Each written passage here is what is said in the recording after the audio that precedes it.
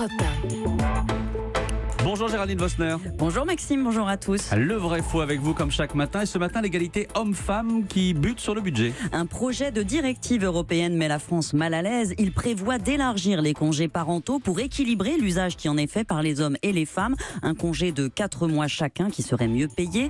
Mais la France serait loin d'être la seule à s'y opposer, selon la ministre du Travail, Muriel Pénicaud. La France est pour, absolument, une directive sur le congé parental.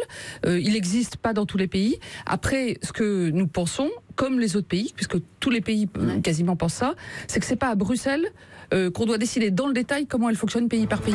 Alors le congé parental n'existerait pas dans tous les pays, vrai ou faux? C'est faux. Tous les pays d'Europe aujourd'hui ont un congé parental, à ne pas confondre avec les deux autres, maternité et paternité. Le congé parental peut être pris par l'un ou l'autre parent. Les modalités et les durées varient, mais oui, il y en a dans tous les pays. Ce que tous n'ont pas, en revanche, c'est un congé paternité. C'est 10 jours octroyés au père après la naissance. 7 pays d'Europe ne proposent rien, l'Allemagne notamment. La directive dont il est question propose de l'imposer. Mais ce qu'elle propose aussi, et c'est ce qui bloque la France, c'est de fixer un cadre au congé parental. Chez nous, il est d'1 an, 6 mois pour chaque parent, mais comme il est très mal indemnisé, moins de 400 €, très peu d'hommes l'utilisent. L'Europe veut augmenter ses montants en fixant l'indemnité au niveau d'un arrêt maladie. Donc chez nous, ça ferait passer l'enveloppe de 400 à 960 € par mois en moyenne, insoutenable selon le gouvernement pour les finances publiques. La France est-elle la seule à bloquer? Non, l'immense majorité des pays sont contre cette directive à cause du coût, comme ces pays où l'arrêt maladie est très bien indemnisé,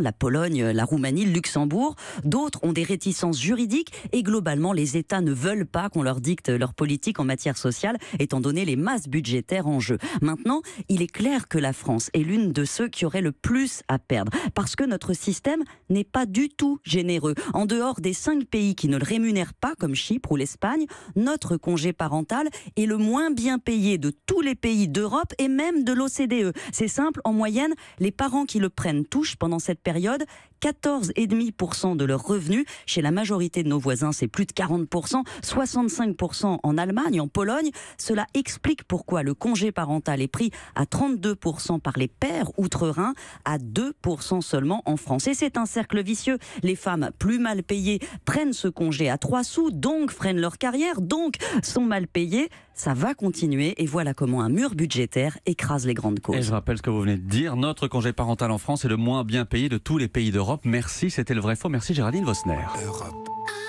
Europe 1.